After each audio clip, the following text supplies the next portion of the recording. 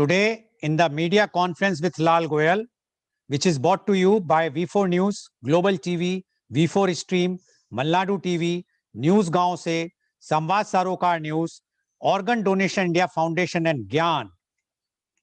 Our endeavor is to bring to you everyday current topic. But today our topic is role of youth in women empowerment. Before I will go to the topic, I would like to inform you that today India is celebrating Armed Forces Flag Day. The Armed Forces Flag Day or the Flag Day of India is a day dedicated to India towards collection of funds from people of India for the welfare of the Indian Armed Forces personnel. It has been observed annually in India on December 7 since 1949. Over the years, it has become a tradition to commemorate this day as an honor to the soldiers, sailors, and airmen of India.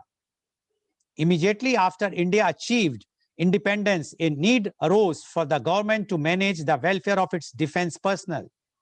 On August 28, 1949, a committee set up under the defense minister decided to observe a flag day annually on December 7th.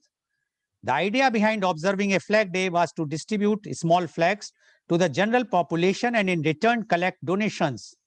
Flag Day gains more significance as it considers that it is the responsibility of the civilian population of India to take care of the families and dependents of the armed forces personnel who fight for the country. We hope that all will contribute for this noble cause on this day. The world is celebrating today the International Civil Aviation Day. In 1996, the United Nations General Assembly proclaimed that 7th December was to be the International Civil Aviation Day. The day has been celebrated by the International Civil Aviation Organization since 7th December 1994, the 50th anniversary of the signing of the Convention on International Civil Aviation. The purpose of the day is to recognize the importance of aviation, especially international air travel, to the social and economic development of the world.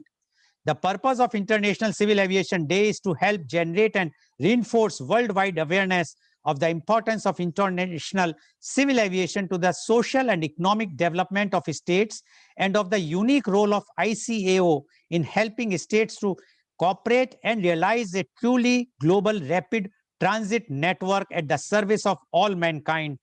We wish everyone a very happy International Civil Aviation Day. Now coming to our today's topic, that is role of youth in women empowerment. The empowered woman is powerful beyond measure and beautiful beyond description. The youth is the hope of our future. Women's empowerment is the process of empowering women. Empowerment can be defined in many ways. However, when talking about women's empowerment, it means accepting and allowing women who are on the outside of the decision-making process into it. Women's empowerment is the most crucial point to be noted for the overall development of a country. Empowerment is the process that creates power in individual over their own lives, society, and in their communities. People are empowered when they are able to assess the opportunities available to them without limitations and restrictions such as in education, profession, and lifestyle.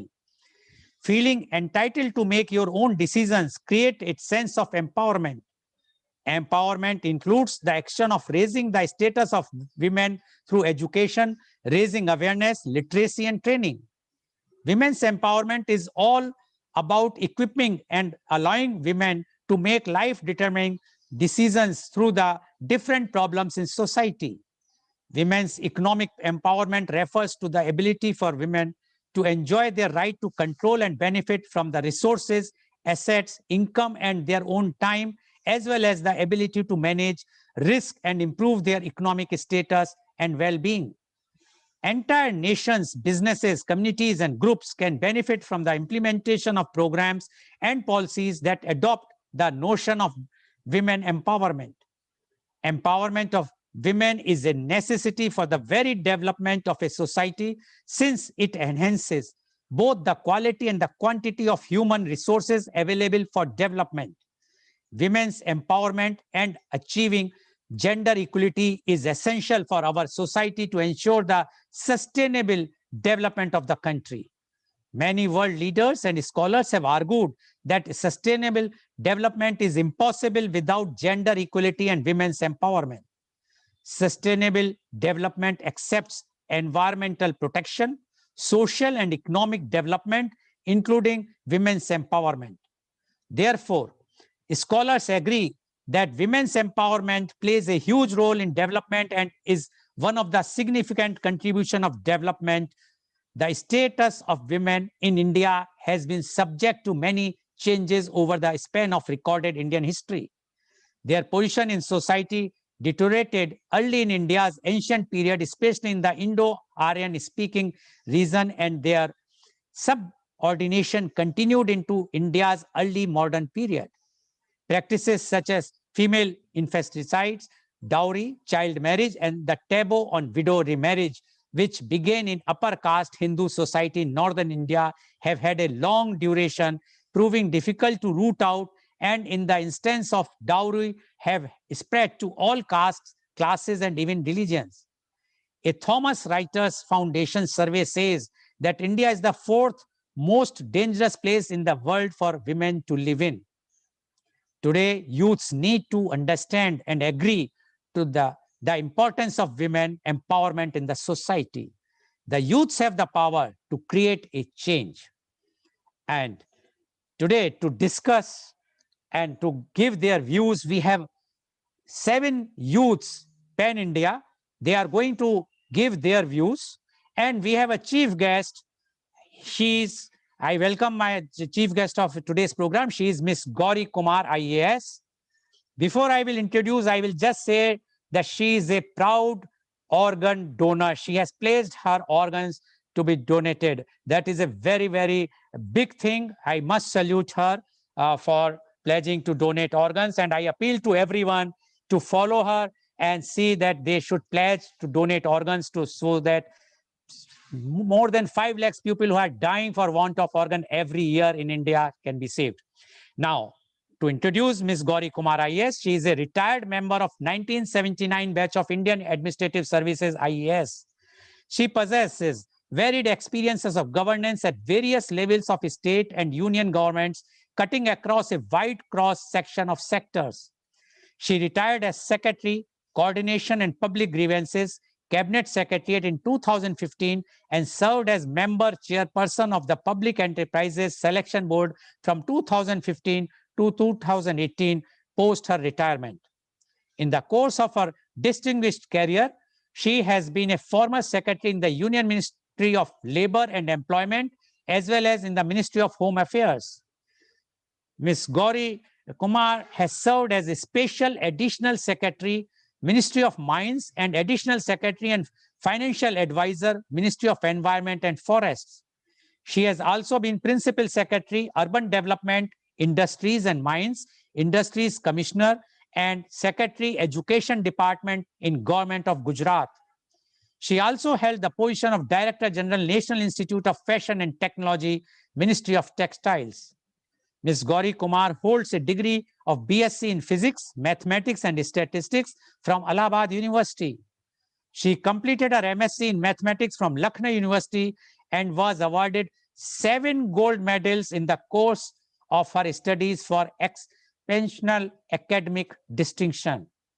She also has a master's in public administration from the John F. Kennedy School of Government, Harvard University. As a fellow of the Edward G. Mason Program in Public Policy and Management, she was awarded the Literary Fellowship by Harvard for commitment to excellence, academic achievement, and public service. She is having so much to say. I can't, if I will read, I think the program I have to just see her CV only I have to read. Welcome, Ms. Gauri Kumar, and I am sure you are such an inspirational, I will say youth again, because you have done so much studies and you have hold so much powerful position, and still you are so modest. And I must say that once I called you, immediately you said, yes, this is the modesty which is required today. And we are talking today, the program is the role of youth in women empowerment. So I request now the Miss Gauri Kumar to say give her views, role of youth in women empowerment. Miss Gauri Kumar, please. Thank you so much, Mr. Lal Goel. With your passion and your dedication, I think it's a pleasure to be on your program. And we have these 7 youths with us. So, hello, Abhijit, Grisha, Lloyd, Mariam, Rupal, Shima, and Zora. Uh, Hello, ma'am. Hi. Our generations grew up under the shadow of the British rule, whereas you guys have been born free, free to dream, free to envision, free to transform. And so a lot of expectations, a lot of hopes are riding on all of you.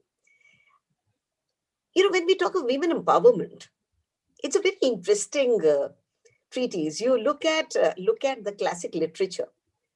From Yatra Naryantu Pujyaste Ramante Tatra Devata in Sanskrit to Dhol Gawar Shudra Pashu Nari Ye Sab Tadan Ke Adhikari. So, you can find from a place where women were revered, women were considered very distinctive.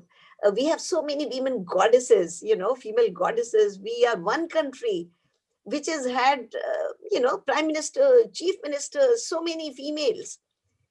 It is very interesting that we have the entire spectrum of views on women. Uh, so let me quote a little bit of statistics to you. When you talk of life expectancy, if you look at the population census in 2011 to 13, the sex ratio was 909 females per 1,000 males. It came down. It came down in 2013 to 15 to 900 females per 1,000 males. Now, the life expectancy of women, very interestingly, is more than males. So, whereas in the population, we have only 900 women now against 1,000 males, the life expectancy of females was 70.2 against the life expectancy of males at 67.4. Sorry, I'm a student of mathematics and statistics, and I feel that it is always good to, to base your opinions and your views based on facts. And that's why I rattled out these facts. Now, what does it show? It shows that somewhere it's believed that at birth, the sex ratio is more or less 50-50 globally. Now, it shows that some women have got lost in between, from birth to growing up, because now we only have 48.3%, 48.03% females in the population. Now, in popular literature, they are called as missing girl child. Before we talk of empowerment, let's talk of reality. They're called as a missing girl child. There is a famous professor, Amartya Sen. He coined this term called the missing girl child. Where is this girl child getting missed? Some people say it is female infanticide. Some people say it is sex selection. Whatever it is, there is a problem. Girls are seen as a burden, rightly or wrongly. That is for us to examine. And why are they seen as a burden? Dowry, difficult to protect, uh, they go to another house. Now, these things existed at one point of time. Today, things have changed. We are living in a very dynamic world. Things have changed. But our thought process is frozen in that time where girls were looked at as a burden. So let us see if we feel very strongly about it, that girls are not a burden. Let us start looking at it, what it is that we can do from where we are, as a girl or a boy. Very interestingly, again, the labor force participation rate. What is labor force participation rate? How many women participate in economic activities outside of home? Outside of home. Now, the labor force participation rate in India is one of the lowest. Lower even than our neighbors, Pakistan and other countries, it's even lower than that. So, It came down actually again from 11, 12. 33.1% women were participating in economic activities. And in 17, 18, only 25.3% ladies in the productive age group of 15 to 69 were participating in economic activities outside their home. Unfortunately, the work at home is not even considered an economic activity, though there is a lot of literature. Now, let's see what it is that we can do. Yeah, I just gave you the context. We are talking of female empowerment in a society where females are considered a burden and we have missing girl children. Now, this is the reality. People do have very strong prejudices, biases. Ladki hoti hai, so people feel sad. Oh my God, I'll now have to collect dowry for her. I'll have to marry her off. I'll have to look after her till that time. So let's look what it is that we can do. What it is that we can do in our family. We have two boys here with us, Abhijit and Lloyd. And what it is that we can do. If our sister is not given food, and we are given very good food, which is generally what happens, at least up north, as Mr. Goel said, can we insist, I'm not going to eat unless my sister eats? I'm not going to go to school unless my sister goes to school. Unless my mother is permitted to work. We are living in poverty. COVID has made it even more difficult. We are living in poverty. Why can't we get our mother to work if she has the capability and she can find a means to do it? Now, actually, COVID has been a game changer in many ways, including for women. It's a very interesting thing that COVID has done. What has COVID done? COVID has said you can sit at home, work from home. What does it do for women? I think it is transformational for women. You can work at your own convenience, your own hours. You don't have to travel. You don't have the problem of your parents worrying, oh, Zora is going to work. How's she? Is she all right? Can she work? I hope she has reached her office properly.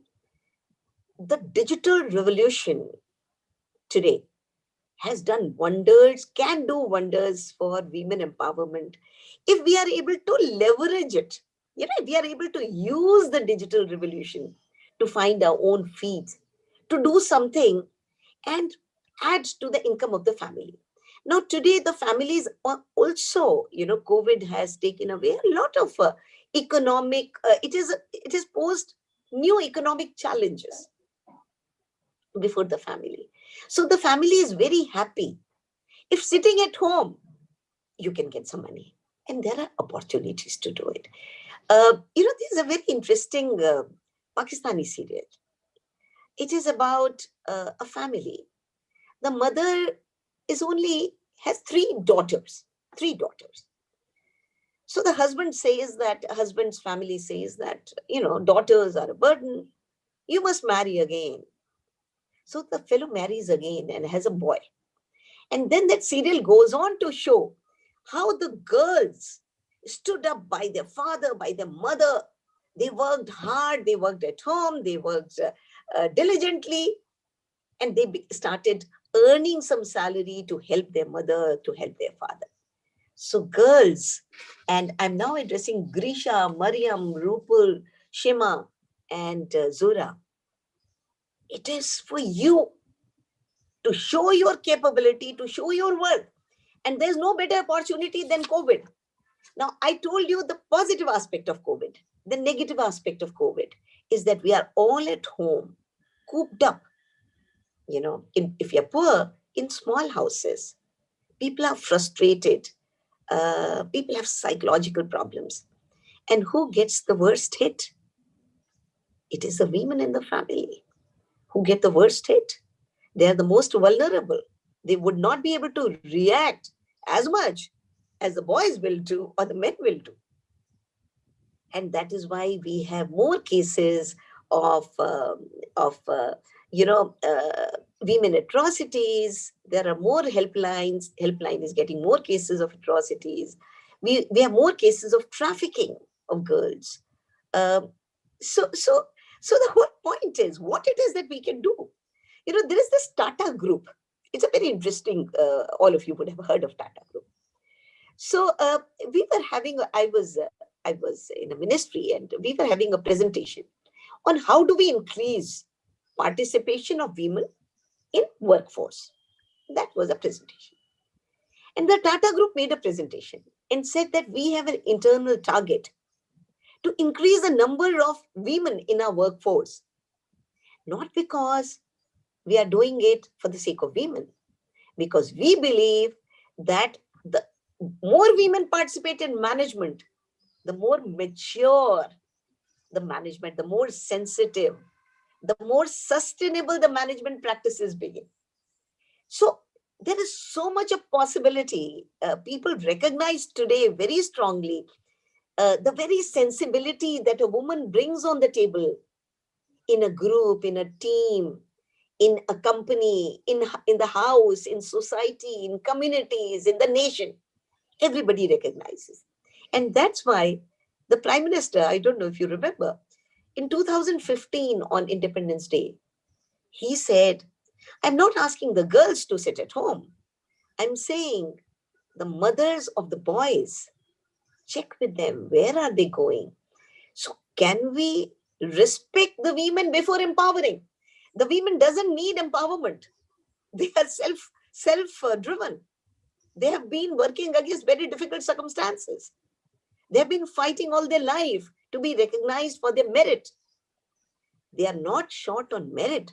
They are short on opportunity of the society offers them, permits them, because the permission is still the most critical. So to my mind, if we let women do what they're capable of doing, they can really do wonders. They are very empowered. But in our context, what it is that we can do to get respect for women? If somebody talks lightly about a woman as a girl or a boy, can we change that conversation? Can we say that no, I have a lot of regard for women, I know women, and that's where you people come in. So I'm looking forward to listening from you as to what each one of you thinks you can do where you are, with all the restrictions that you have, with all the constraints that you have, what it is that you can do. So I'm keenly waiting to listen to you guys. Okay, thank you. Thank you very much, Ms. Gauri Kumar. And she has started her talk by saying that at one time, the women was respected, rather they were prayed, or they were giving full importance, or they were giving the place like goddess in India.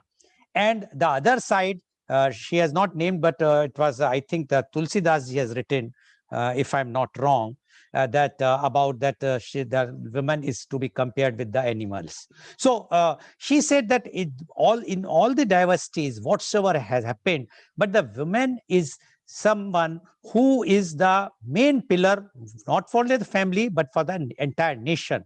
And she said that during the COVID, the positive aspects are that we have become empowered ourselves because of the digitalization. The women are earning, sitting at home, and the way they are doing it, even during this COVID time. And I can add about the homemade food. If today men feel that they are saved, this is because of the mother, sister, wife, and daughters' homemade food which they are eating. Unfortunately, in India, the kitchen work is more or less is for the women, which is going to be changed, and which is changing now. The new generation is participating even in the kitchen work also. And she says that because she's a mathematician and she believes in statistics, and she has given some statistics about how the women were earlier, the ratio which has decreased and whatnot. And she has also make a very interesting point about the presentation of Tata Group. And she says that Tata Group says that we are internally taking more and more women in our management, so that the decisions taken by the women are more matured and the interest for the company, also the country. Now, when she said the statistics, I am giving a statistics to Ms. Kumar. See, the population in India is 48.03, as you said. But that today in our parliament, there are only 78 MPs in Lok Sabha. out of 543, which works out to be only 14.36%. Now, in Rajya Sabha, there are only 25 MPs out of 245, which is only 10.20%. Why? When one side you only said that the Tata Group has presented to the government, I can understand the Lok Sabha winnable conditions, all the parties gives to the criminals, all those Bahubalis or Dabangs or those with money and power. Fine. What about Rajya Sabha? What about upper house? That is where we can very well give to the ladies the 50%, which no party is talking about. They want a reservation for the entire parliament. Instead of that, they must ask only the reservation, even in the upper house, because upper house is also having a power to restrict a bill, change the bill, amend the bill, to go for the select committee, etc. Anyway, that is one thing. Now coming to the youth, which is the main thing. Youth also, I can tell you the figure before I will take the today in the first parliament, Lok Sabha, there was 26% youth were there, which were below 45 years. And today in this parliament is only 12%. While the population of youth in India is 65%. So one can very well understand when we talk very high, we can do these things. But when we come for the management or the administration or the politics or to rule the country, neither the women nor the youth comes forward and see to it, because if the youth is 65%, they can rule. If women are almost 50%, at least that much percentage, they should be there in the management or administration or the government. Now, I would like to invite my guest, youth guest first. He is Mr. Abhijit Radhakrishnan. Mr. Abhijit Radhakrishnan is an assistant professor of English at Naipunya School of Management. He has authored 2 books and has published various articles in online publication. An avid learner, he has completed certificate courses offered by premier institutions, including the University of Southampton and the University of Edinburgh. Welcome, Mr. Abhijit Radhakrishnan. You have already heard what our chief guest has spoken. And now she also waiting, we all are waiting, that what are the views of youth. So please tell your views, the role of youth in women empowerment. Mr. Abhijit Radhakrishnan, please. Thank you, sir, for the kind words. And yes, the empowerment of women, or the representation of women in our economy, in our society, is a major point of discussion throughout the world, especially in a country like India. And so we have a lot of discussions about women empowerment in the arenas of politics, in education, in the professional workplaces, then in art, then in cinema, literature. Almost everywhere we have discussions about women empowerment. It pops up all the time. And since we had a discussion, a minor discussion with you and with Gauri ma'am about the practical and the political and the social questions of empowerment, I think I would talk about the cultural and the psychological aspects of the same thing, which is often normally overlooked when it comes to a discussion about women. Okay, so normally we have a general notion that we are moving forward in terms of women empowerment. But the question is, are we really empowering women, or do we really add to the point where we reach a point where women are empowered? Are they safe? Are women safe in the world, not just in India? Are they safe everywhere in the world? The answer is no. And when I say they're not safe, I don't just mean the physical abuse and other kinds of violations that they have to face, but it is much deeper than that. I mean, for me, I think it is much deeper than that. It is much more subtle. It is manifested in very seemingly harmless and innocent ways. The sexism and the gender inequality faced by women in society, not just women. Of course, when we start a discussion about women empowerment, I think we should also include a study or a discussion about the other gender, the third gender, which we call as transsexuals and transgenders. I think we should also include them in this discussion. And like I said, sexism and gender inequalities manifest through different ways and through different seemingly harmless and innocent manners and mannerisms. So, as someone who teaches, as someone who has taught gender studies as a paper for my students, I can say that every cultural artifact or every cultural relic, so to speak, it can be arts, it can be literature, it can be cinema, it can be movie posters, it can be advertisements, it can be even the sense of morality that we have as a community. Everything is fundamentally against women. When you think about it, everything that we have around us, everything that we think, everything that we say is actually, in one way or the other, against the idea of women, against the idea of feminism. Even language is problematic. I mean, there are many examples. Since I teach language, I can say that there are many instances in which language also plays a role in discrimination against women.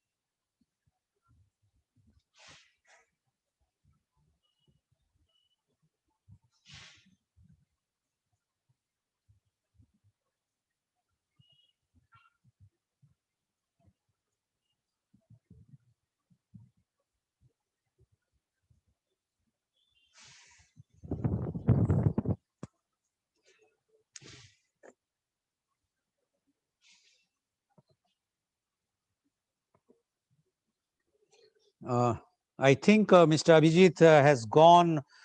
His net is giving problem. So no problem. We will move to the next guest, youth guest.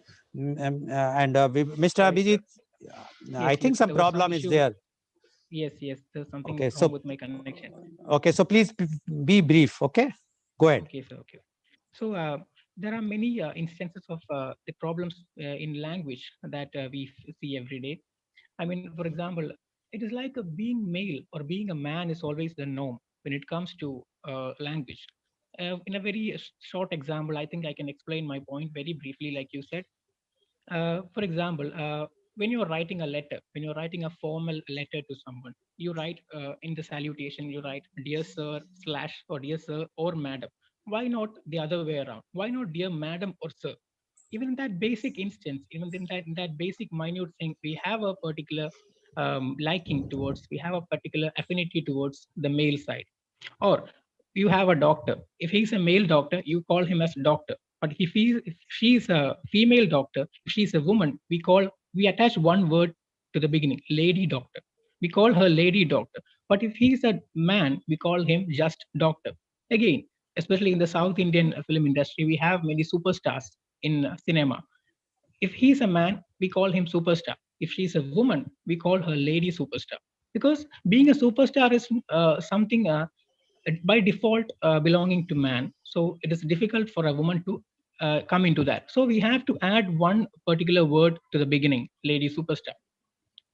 Then we have in the past we used to have words like fireman, chairman. Now it has changed to firefighter, chairperson, and even and chairwoman is getting attention right now, so that is not a problem.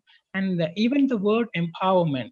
Empowerment means giving power to the powerless. So what does that actually mean? I think very from a very personal point of view, I think it is a difficult, it's a slightly problematic word to give power to someone. So to give power to women is like accepting that women are powerless. It's like acknowledging the fact that you are powerless. So I, as a man, or I, as a person who dictates masculinity, can give you power. So if a woman is powerless, and if I am claiming that I can empower you, that means I am more powerful than you, and I can help you. So that is Okay. actually a little bit of problem, I think. So that is what I had to say. Thank you. Okay. Thank you, Mr. Abhijit, for giving your views. But when you are talking about powerless and power, uh, everybody knows, like our chief guest has also said, whether the families are teaching the values to the boys or not, because it is a perception in our society that we must give good values to the girls. What about the good values to the boy? Why the girl should have a fear to go out in the night? Why the boy should not have the fear to go in the night? It is very clear, because the boys have not been taught a lesson in the from the very beginning, that the girls have to be respected.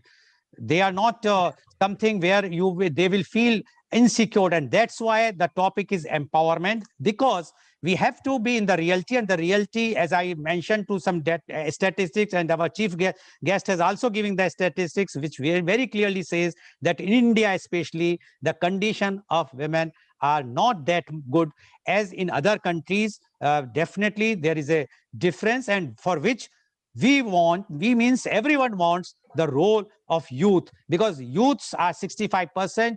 And today, if you all will take a decision, and if you all make a motto that no girl or no woman will face any type of crime, then definitely the society will change. Thank you very much, Mr. Abhijit, for giving your views. Now I would like to move to my next youth guest, and she is Miss Grisha Rajesh Salyan. Miss Grisha is a PU student. Her hobbies are calligraphy, reading books, and anchor stitch. She is an active speaker, listener, and communicator.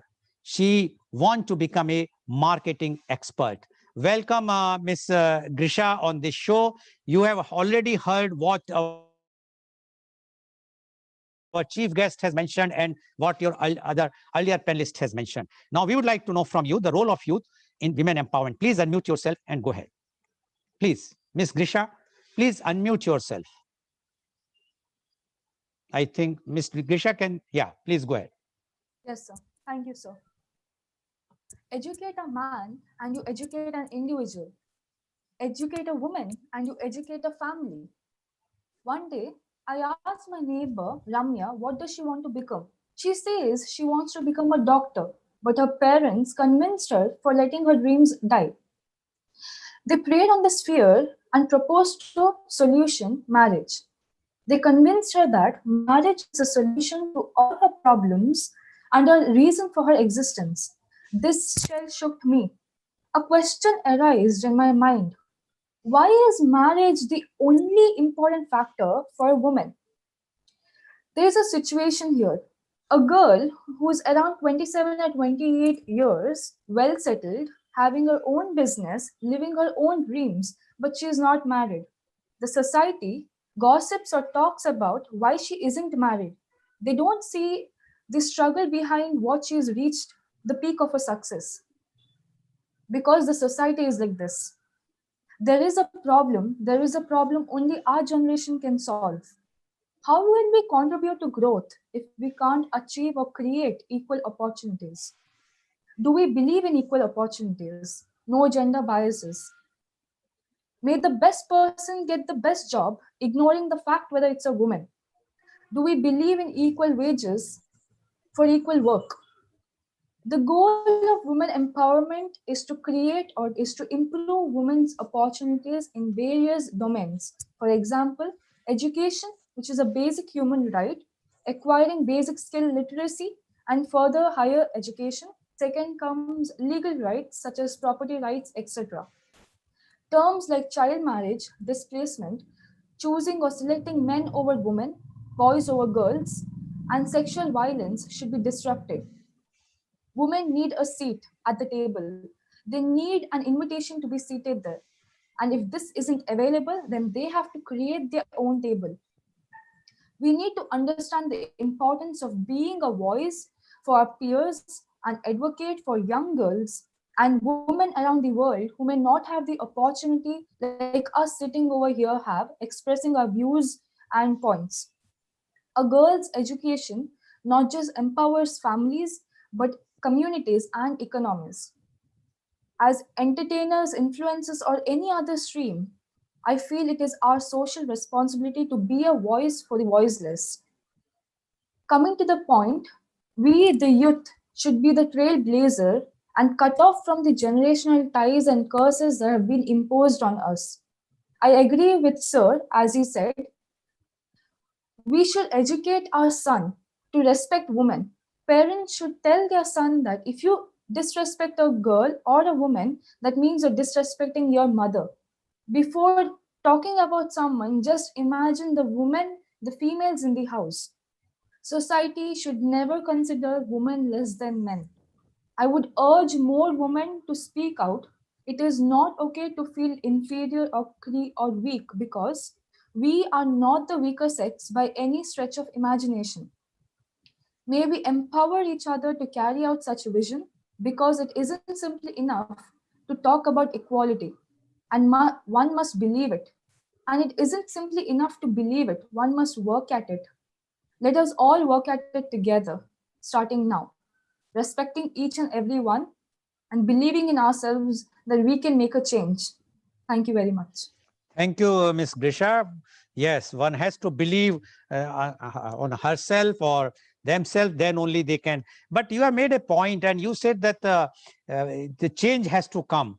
But as I gave the statistics, as well as the chief guest has also given the statistics, youth, you are 65% and you are a woman also, and they are almost 50%. Why? Then why the changes are not coming? Who is creating a hindrance when you are in majority? And democracy always ruled by majority. We are a country which is run by in a democratic way. So it means there is a lacuna among the women only. There is a lacuna among youth. And this has to be removed by you only. No government, no other person are going to remove. It is you. If youth and the women will decide that we have to change the attitude, you have to start from your own home. If your parents will do any discrimination, you have to stop there. You have to tell them, you have to teach them, you have to politely, you have to mention to them, no, this is not correct. It was earlier, but not now. The day should come when on the Raksha Bandhan, which is popular festival in northern India or many parts of India, the girl should tie, a girl is tying the Rakhi to the boy. Boy should tie a Rakhi to the girl, and girl should say that I am going to save you whenever there is a problem on you.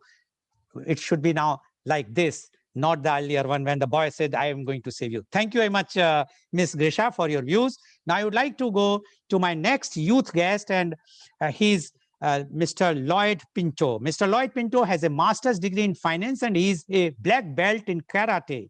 He is at Bangalore working for an investment management company. He also practices and teach karate outside his working hours. Having discussions with people on various topics which affect human life and presenting them through blogs is a hobby to him. He also reads books on outer space history, theology, psychology, and biographies. Welcome, Mr. Lloyd Pinto on our show. Mr. Lloyd Pinto, you have heard what our chief guest and your earlier panelists have spoken. Now, we would like to know your views on the role of youth in women empowerment. Mr. Lloyd Pinto, please. Thank you so much, Mr. Goel. I would like to start by talking about reservation. Most of that, whenever we talk about women empowerment, most of the people, they say reservation is the solution. But I would say reservation can be the first step towards actual women empowerment. So there are companies or governments which say, I mean, we should give 33% or 40% or 50% reservation for women. But what happens after they get those jobs or get the seats in the institutions or colleges or anywhere? So what happens after securing the reservation is more important. So what I would say is we should start correcting this problem from the grassroots level. That is the education. It starts from the primary education. I mean, if you see the stories that are told in schools, so if you perfectly observe, I mean, how they are told, that makes a big difference. For example, there might be a story where the father is working and mother is a homemaker. I mean, such stories can be told in a reverse way. Maybe we can tell that non-working father and working mother. We can start telling such stories in schools. And also, we should stop gender stereotyping. That's the biggest problem that we face these days. As a teacher, I have seen among my students, whenever we take girls for tournaments. So there were many parents who were not hesitant because it's a martial art, it's a karate. I mean, they might get hurt or they might injure themselves or something like that. So what we have done is we call the parents and we talk to them. We make them understand that even the boys and the girls, they're trained in the same way. So if you don't give them opportunities like this, they might not get this confidence. I mean, learning self-defense is different and applying it is a different thing. So talking to the parents and making them understand what is actually right and what is wrong is very important. So, and one more thing is whenever somebody, maybe a girl is planning to take up any activity, mostly physical activity, what we shouldn't discourage them. Imagine there is a team imagine there's a basketball tournament and the school doesn't have a girls team, if somebody is willing to go for it, if somebody is willing to start a team, we shouldn't stop them there. We should encourage them. I mean, we can't just say that, okay, there's no girls team, you can't play. I mean, that will just discourage their willingness to come forward. That is one thing. And second thing is the stereotyping that we do.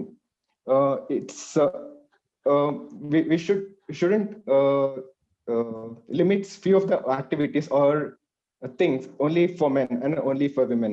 That we see in day-to-day life.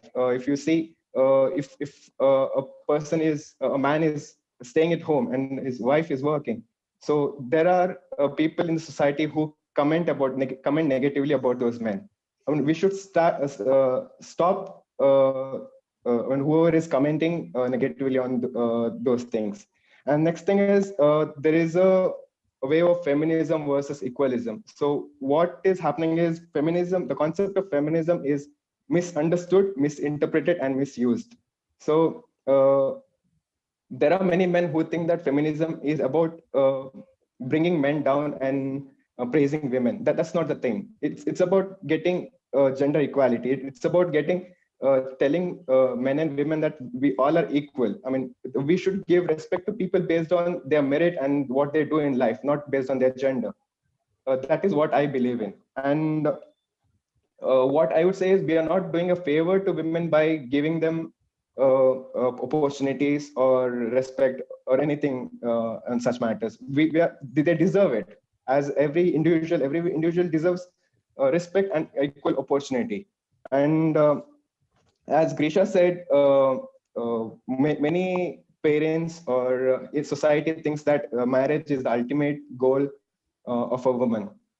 That is not the thing. I mean, I've seen parents educating their girl child, and after graduation or masters, immediately after the education, they get them married. They don't get to explore life. I mean, they should be, whenever you see such things, we should question them. The marriage is not the ultimate goal, or maybe for a man or woman. It's what they do in life, how they bring change in the society. That is more important. And what we do is, whenever we see something negative, we should raise questions. We should support those people or help those people who are willing to bring a change or are willing to come forward in life and who are not getting opportunities.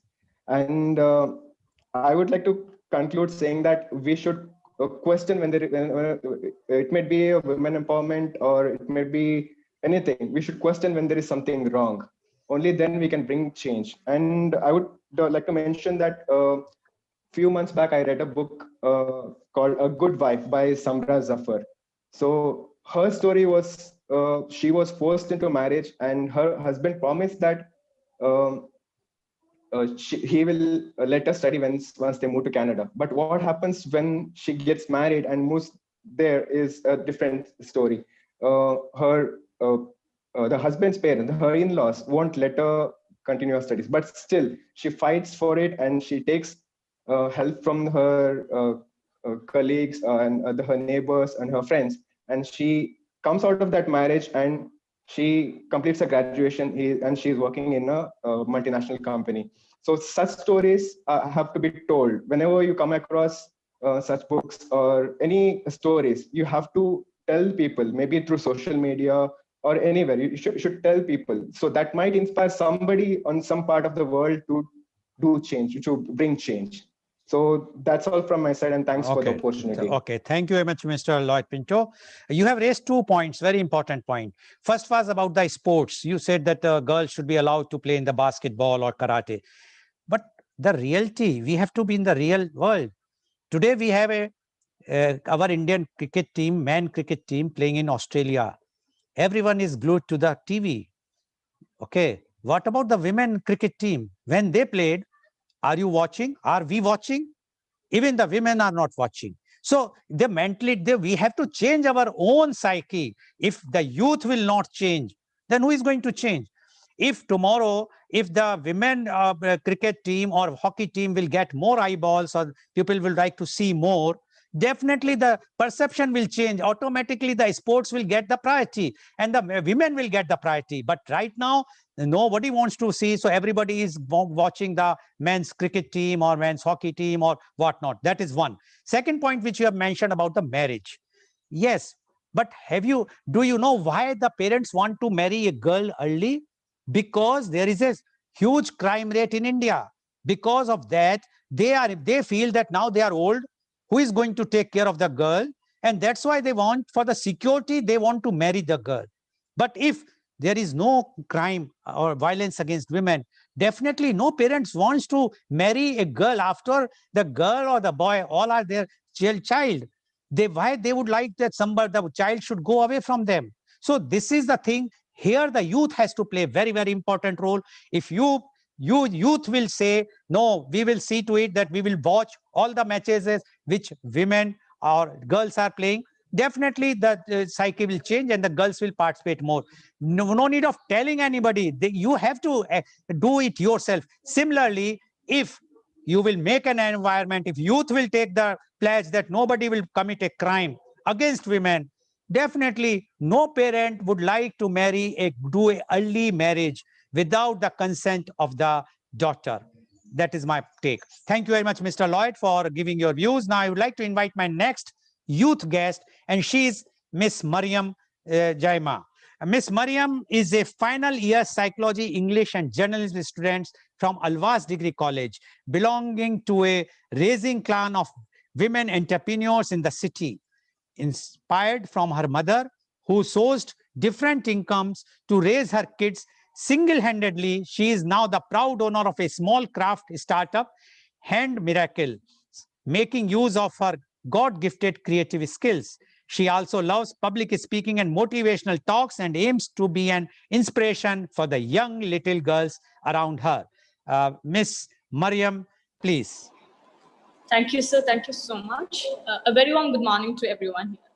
So, what I wish to, or what I want to convey to you all is that, as our topic is all about the role of youth on women empowerment, before playing a particular role, I wanted our youth to understand the importance of what is women empowerment is all about, what is a woman is capable of. Without understanding that, you never could play a role of guiding them or empowering them.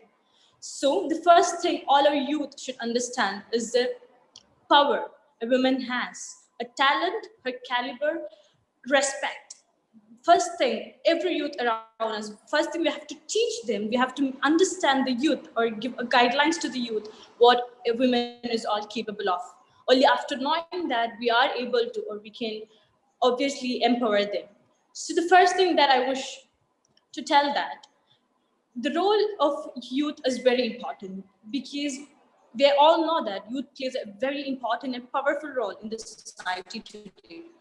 So the youth has to begin from home, I feel, because here I would like to mention, we know most of our parents are homemakers and we consider them as homemakers. And as youth, and today in this generation, as development is a lot, a technology basis or in any basis, the development is increasing day by day. And I would love to give an example. When we are playing on a phone or a mobile phone or something related to technology, and when your parents tell that, when she asks what you're doing, we meant to tell that you don't know. So it's better not to tell. You won't understand what I am if I tell you. Instead, what if we make her sit along with us and teach her these are the things, how you, like, if example, it comes to technology, let it show that this is the way how you have to use it. So I think every youth starts from your home. So the first thing what you have to do is everyone has your parent, like you have your mom, you have your sister, you will be having anybody who doesn't know the things. So first, what as a youth or as a coming up generation, as a student, what we think is we have to teach the people who is not knowing about it. So that's the first thing what we can do is only after they know about it, education, as we all see, education is the most important thing.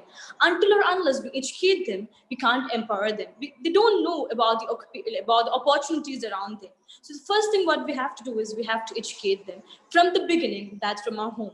Let us know about our parents' interest. I know, like any of our any of us, do we know what our parents are really interested about? What your mom is really interested about? We know that she loves cooking. She may cook for us. She guides us. Done. Okay, fine. But what about her interests? What about her passion? Anyone knows like what our mom has interested in, or what her passion is all about? We never questioned her, and we never asked her, but she does, and she gives us all opportunities. So similarly, I think as a student, as a parent, like as a kid, as a child, you can start from your home. Let your mom explore, let your parents know the things what is around them.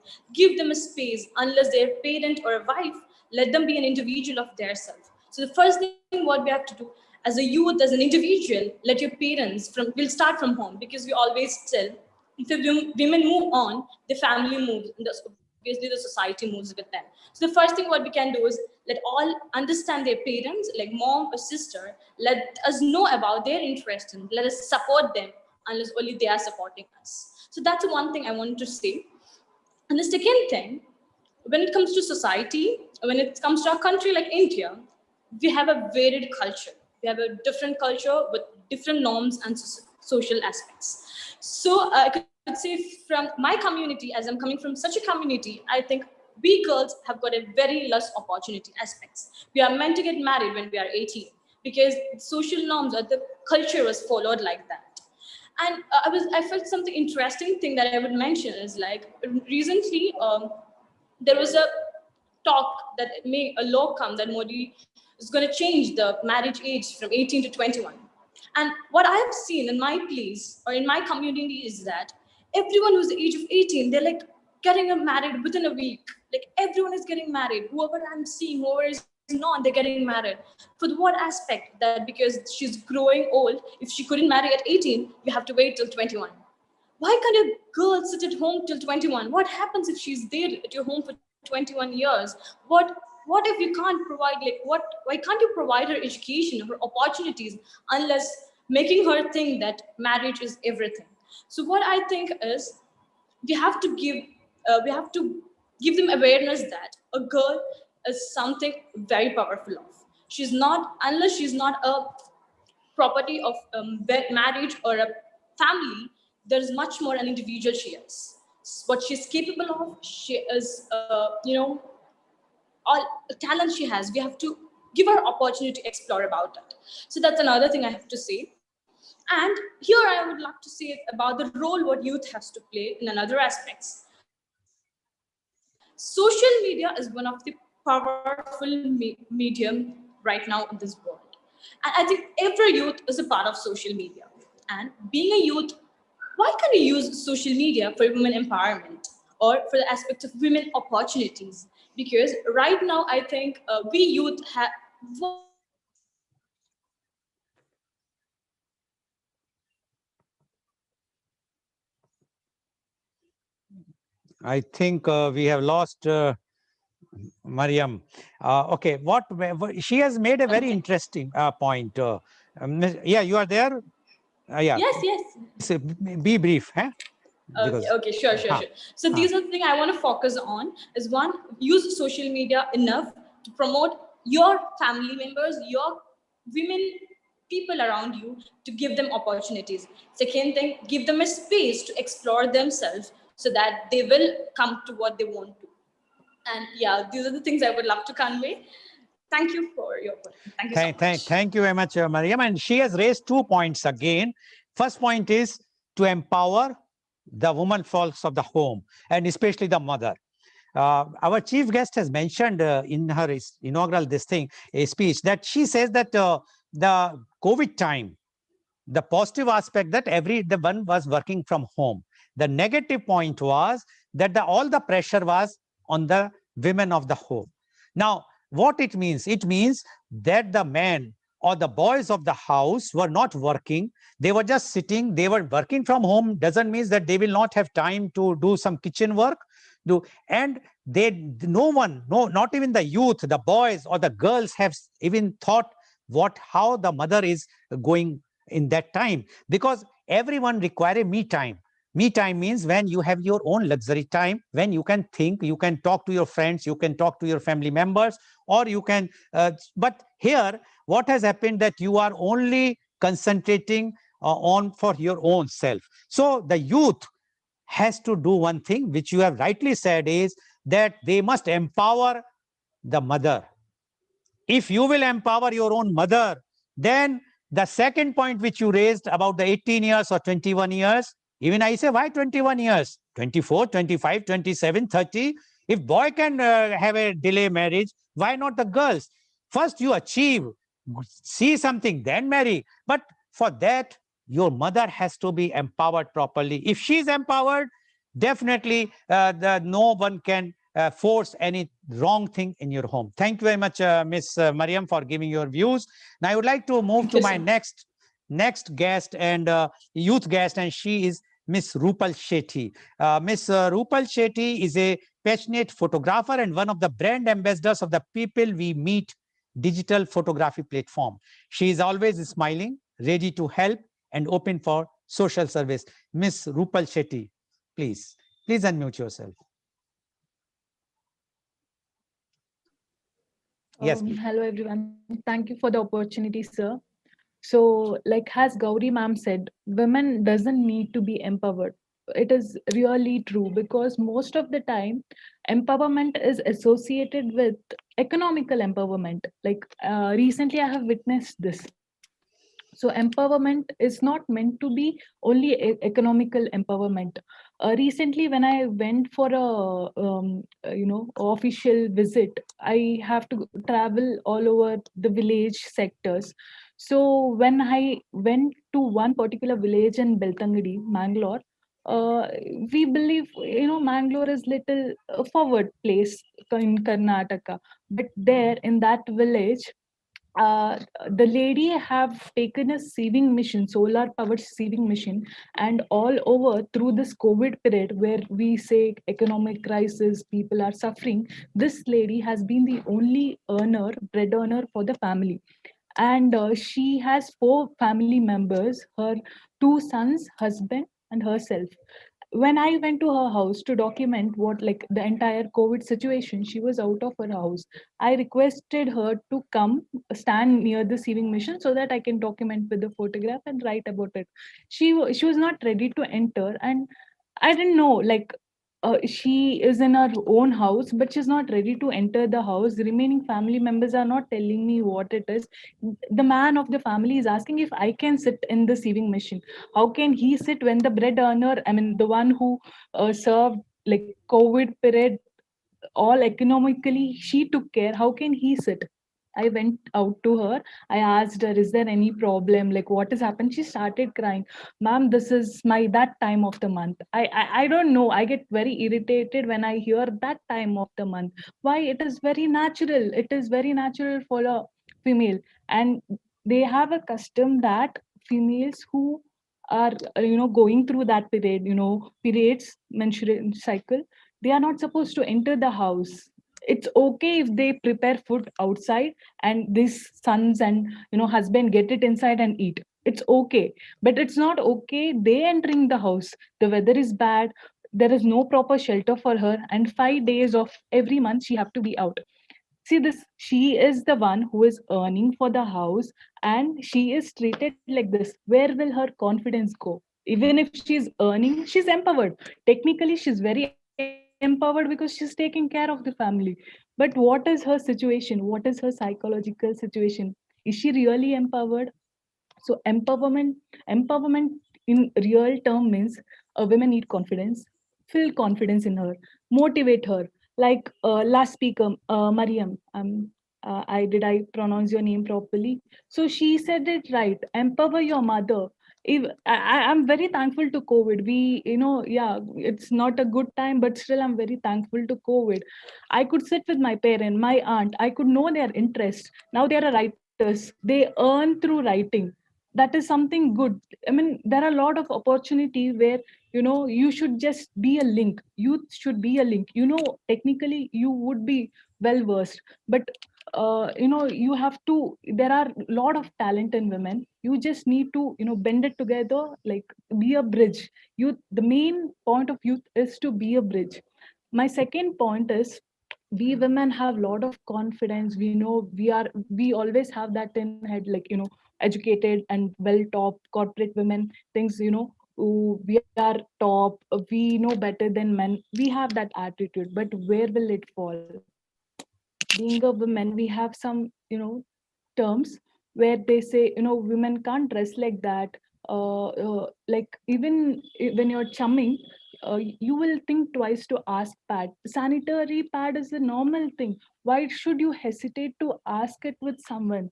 Like, even with my own dad, will I go and ask, "Dad, I need sanitary pad, I have a bad pain, I can't go out"? Will we go and ask? No, we hesitate. We think it is a crime to go and ask that. So even that's one of the main problems. Second main problem, we go out, we can't be in a random place, like, no, that is not possible. The government is least bothered about all these facilities. When women is achieving something, there are some hindrance which brings them back, pulls them back. If we are traveling somewhere, we'll think it twice. If we are traveling in bus, we'll think it twice where there will be a stop. Can we get down? Like, what to do? I have recently researched on this, and I have seen that Telangana government have done a wonderful job. They have bought all these old buses. They have made this pink buses where, this pregnant pregnant ladies, and it's for pregnant ladies and women, mobile e-toilets, which is a very nice concept. Why can't government or, youth association pitch on these kind of idea? These will empower women. When you feel confident, motivation, and say you can do it, there is nothing which can stop you. These will automatically create empowerment. And like, as you all said, if a woman is empowered, whole family, whole society is empowered. Thank you. Thank you very much, Ms. Rupal. And Ms. Rupal has raised a very pertinent problem, and that is about the periods. Ms. Rupal, there recently one or two movies have come up out. Akshay Kumar has also acted in one of the movie. Now, the thing is, again, who is on fault? Fault lies with the youth. See, now you are talking openly. How many of the girls are talking openly? If you will, like what Mariam has said, again, I am going to that point which you have said. If you empower your mother and you say, no, this is going to happen and I want that these pets have to be purchased by my brother or my father, and you will dictate the terms. Dictate means you request them and you say, this is the problem. The day will come. If you will change at your home, then definitely the village, the city, the entire country will change. So like they say that there is a famous saying, charity begins from home. Even for any empowerment, it begins from home. And you have to ask your mother, you have to tell, because this thing became taboo because your mother might have told you. Your grandmother might have told you. So all these things are coming from the generations. So if you want to change, and which has to be changed, after all, there is nothing in other countries. Why only in India? I'm talking of the developed countries. So here the youth plays a very, very big role. And I'm sure the girls like you or the youths like you will definitely bring a big change in the country. Thank you very much, Ms. Rupal, for giving your very frank views about the problems which today the girls and the women are facing in India. Now, my next youth guest is Ms. Shima Prakash. She is an assistant professor at Naipunya School of Management, Kerala. She did her PG from Maratha College, Trivandrum. She is a believer of equality and that women are the mold for how the next citizens develop. Ms. Shima Prakash, please. Good morning, everyone. We have all heard the various opinions and ideas that have been presented here by the panelists. I would like to share with you all a very inspiring story of the perfect amalgamation between youth and women and the collective power that they own. UNICEF is supporting a women's organization in Zuf, a village in Jordan, to provide youth in their community with training and economic opportunities. Beit Suf was founded to empower local women who had limited employment opportunities to generate income through artisanal food production in their village in Jerash. In Suf, like in many parts of Jordan, young people face limited opportunities when transitioning from school to work. Since it opened, Beitsof has offered a haven for youth who have finished education but cannot find further opportunities. Many of those are now engaged in the UNICEF supported training and are getting much needed support from its leaders. UNICEF is also assisting the women and youth to build stronger links with the private sector so that they have sustainable market access for their artisanal goods, including those who are now running home based businesses. Some of the new linkages with the country's thriving tourism industry has also opened up a door to Beitsof in receiving more visitors with hiking and cycling activities and thus attracting more hungry tourists to eat and shop there. So we can see the youth have the power to create a change, and with the help of organizations who work with women and girls, a society with gender equality can be attained. What has been successfully achieved in Jordan has also been successfully achieved in our country, but with not much the publicity as it warrants. As we all know, women empowerment refers to increasing and improving the social, economic, political strength of the women and to ensure equal rights to them. Women, I believe, are the key drivers of economic growth, and that wealth in the hands of women leads to much more equitable outcomes in terms of the quality of life of families and communities. It is imperative that women and men should enjoy equal rights and opportunities in all aspects. This will not only engender women's well being, but will also increase their individual and collective prosperity, as well as the prosperity of the places in which they reside. Empowering women and youth plays a crucial role in the development of the society. An empowered woman reduces the gender disparity and leads to equality of men and women in the society. We can empower the girls and women by continuing their education and helping them achieve bigger dreams. We need to put this in the minds of youngsters, especially what is gender equality and how much it is crucial for the women to be an active partner in the economic growth of any society. We still have the young generation with thinking. We need to change that by teaching them that we need a progressive world with the women by our sides. To contribute, youths need to understand and agree to the importance of women empowerment in the society.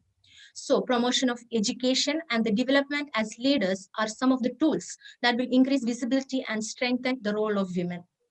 Improving and increasing education, awareness, and participation opportunities will help to improve the roles of young women in society.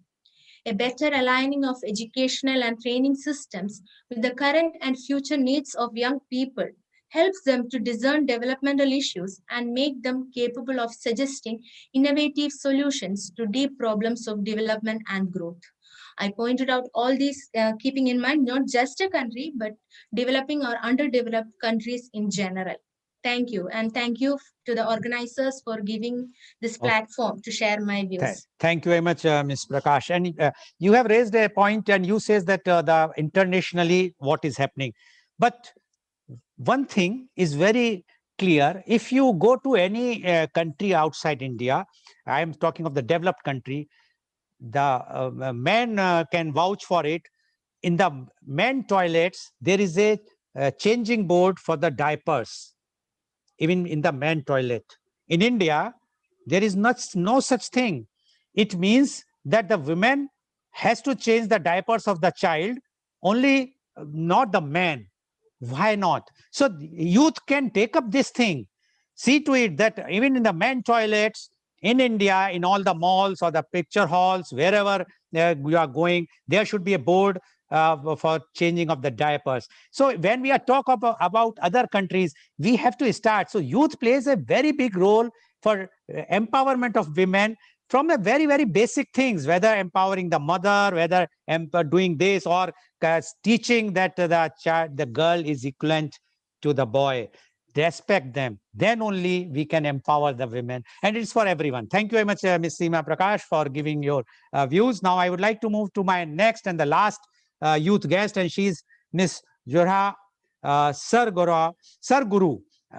She is Miss Sir Guru is a full-time software engineer. She is also started freelancing as a social media manager. She lives in Mumbai. Miss Sir Guru, you have already heard the chief guest and all your earlier panelists. Now we would like to know your views on the topic, that is the role of youth in women empowerment. Miss Sir Guru, please. So I would like to focus on two topics today. Is first is representation of women and another is toxic masculinity. When we talk about leadership roles, how many women have you seen in recent time that a young 5, 6 year old girl can look up to? I'm not saying there is no representation, but I'd like to bring your attention to a bit of statistics here. Only 3.7% of CEOs and managing directors of NSE are listed companies were women in 2019. Please mute yourself. One moment. Yes. Sure. Yes, go ahead. And 8.9% of the firm have women in top management positions. What happens here is a young girl, a 5, 6 year old girl, does not have a role model to look up to.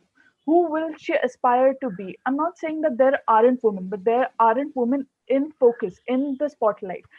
We don't put women in positions of power that are to be looked up to. Okay, we have women who are there, but not many women who come in front and are like, see, this is my business and this is what I do.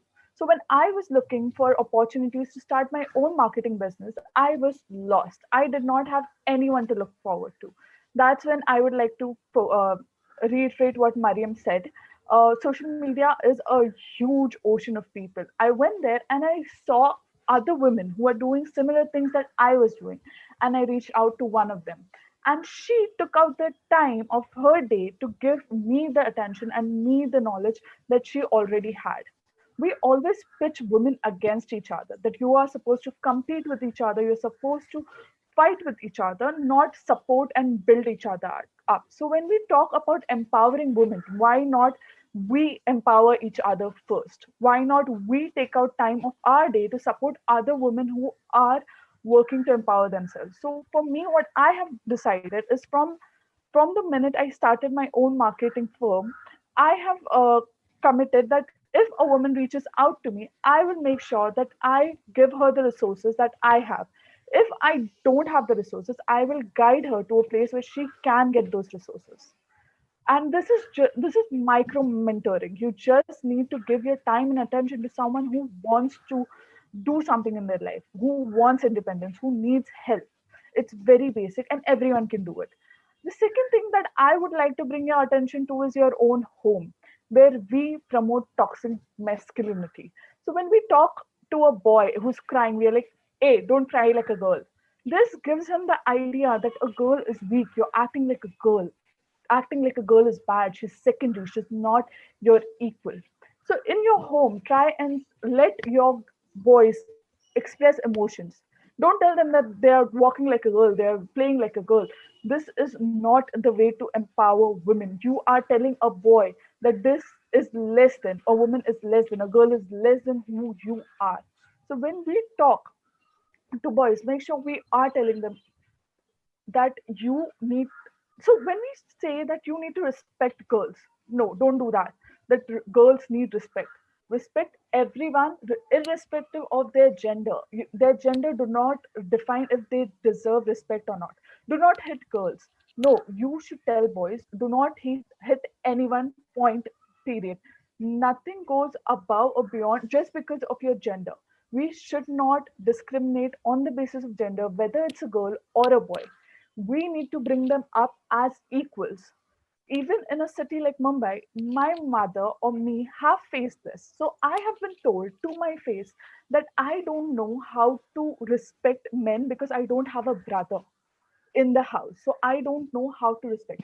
Just for asking for what I want done for my business, just for asking them that this is what I want.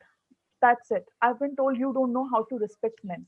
I'm not here to respect men. I am running my own company. I don't need to respect you. I'm paying you for your services. I'm not going to respect you just because you asked me to.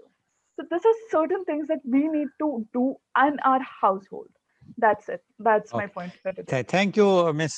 Sarguru, for giving your views. And you have raised one point that visibility of the leaders, especially in women, are not there. Our chief guest, she knows because she worked in the government. There is a reservation of panchayat for the women.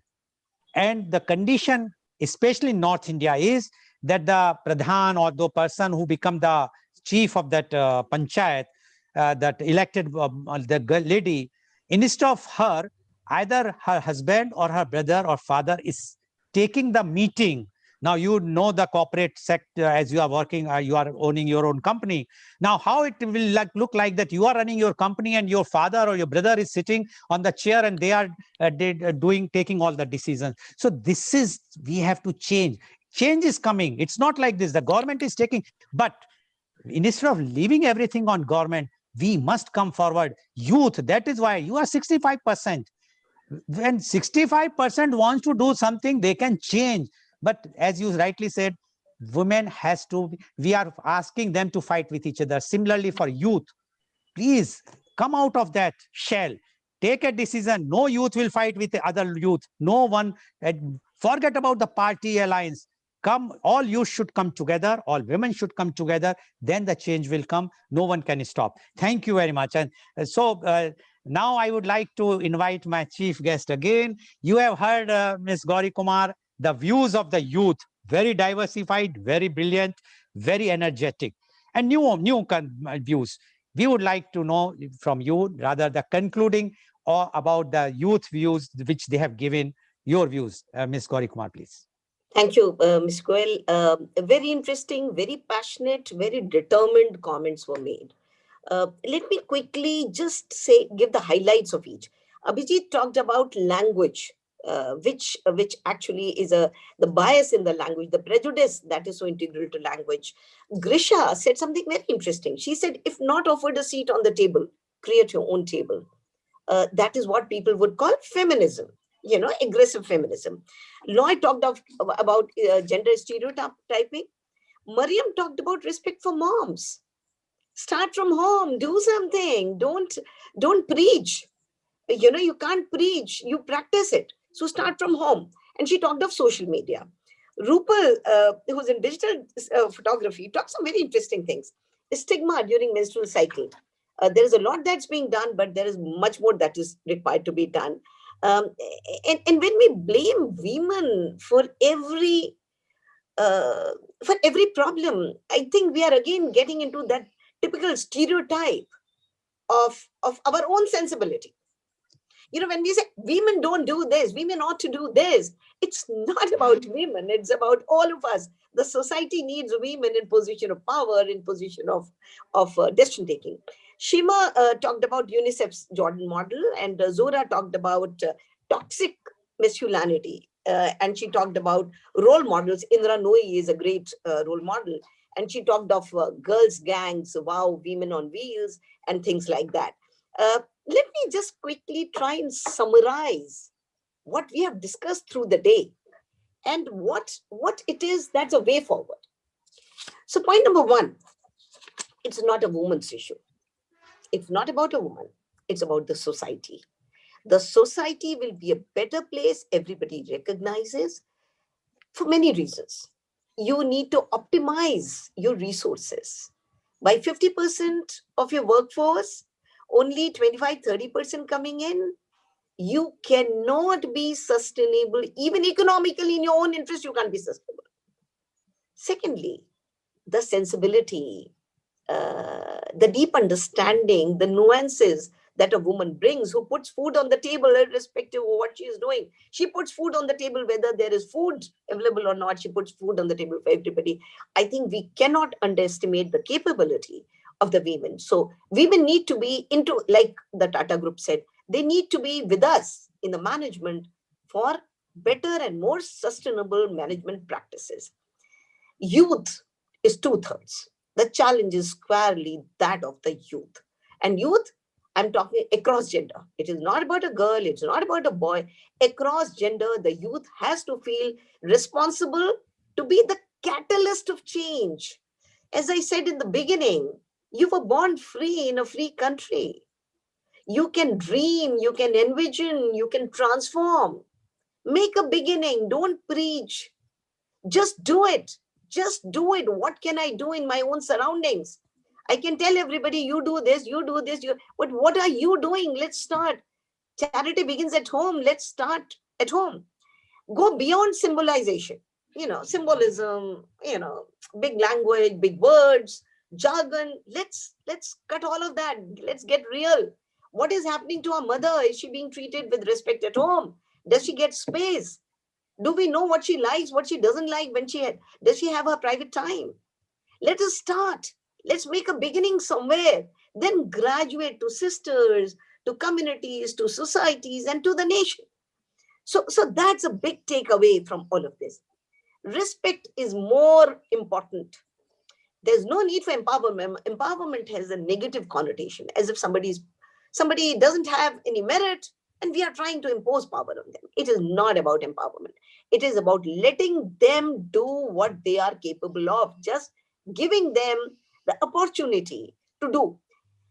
I think very fundamental to all the discussion that we had today is the power structure. It's all about power games, my dear. It is all about the power structure. It is convenient. You look across sections in the society. There are vulnerable sections who are kept where they are. Not because it is in my mind, but because it is convenient for me.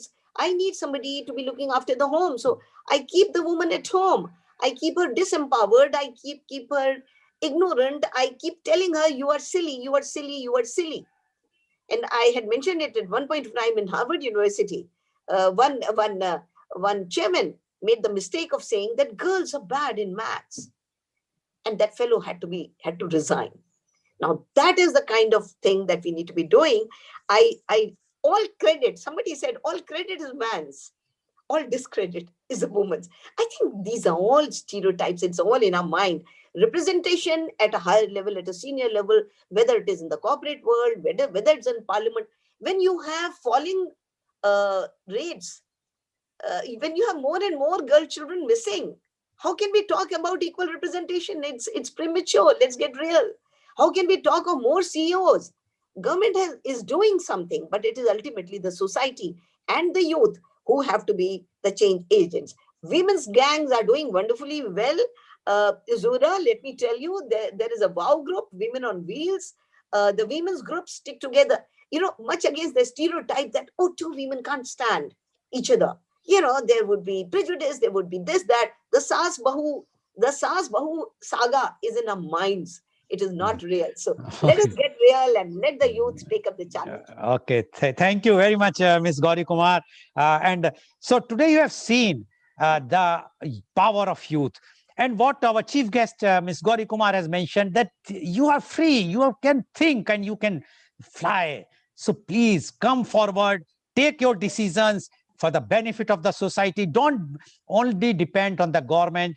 Civil, you are the society. You are 65%. You can take your decisions. Thank you very much for such a powerful, impactful program today. And today's program has been live telecasted by V4 News, Global TV, V4 Stream, Malnadu TV, News Gaon se Samvad Sarokar News, as well as it was shown live on Facebook and YouTube. And our endeavor is to bring to you every day a new topic. And tomorrow, our media conference with Lal Goel, the topic is COVID-19 impact on artists. And our panelists are Dr. C.V. Anand Bose, IAS, one-man expert commission on labor, Government of India. Kalamamni P. Unni Krishnan, renowned Indian Carnatic vocalist and playback singer, National Film Awardee, Chennai. Kala Kathili Kom, Dr. Vinduja Menon, renowned Indian classic dancer, singer and actor, artistic director, Kerala Natya Academy, Malaysia. Mr. Job Master, choreographer, district secretary, all Kerala Dance Teachers Organization, Thrissur. So please tune in tomorrow for media conference with Lal Goel at 10:30 a.m. Thank you very much, Ms. Gauri Kumar, for giving your valuable advices and time. And I'm sure your today's program will definitely, and your guidance will definitely enlighten all the women, all the girls, and the day will not be far when I have to organize a program, the youth, role of youth in empowering men. Thank you very much for joining us. Thank you all. Thank you. Thank you, Mr. Goel. Thank- And I'll be available for any guidance, any mentoring that any of the participants or anybody else requires. So Thank my you. pleasure. Thank you, ma'am. Thank you all the youth.